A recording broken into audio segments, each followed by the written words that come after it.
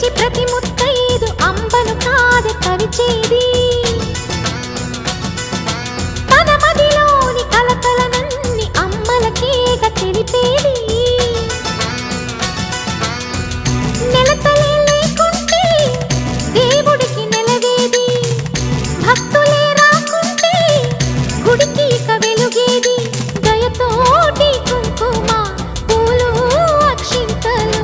మనమంతా ఇవ్వాలి తన తాళి నిలపాలి తాళి కాచి ముత్తైదా